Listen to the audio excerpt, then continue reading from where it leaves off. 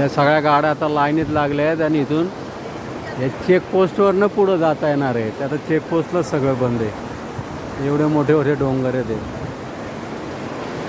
हे सगळा काळा काळा दगडाचा. आणि हा रस्ता आहे यमुनेत्रीकडे रस्ता जाणार आहे. आणि ही नदी तिथून यमुनेत्री नदी ही वाहत येते. एकदम स्वच्छ पाणी, सुंदर पाणी. दगडगोटे बघ केवढे आहेत त्याच्यात. हा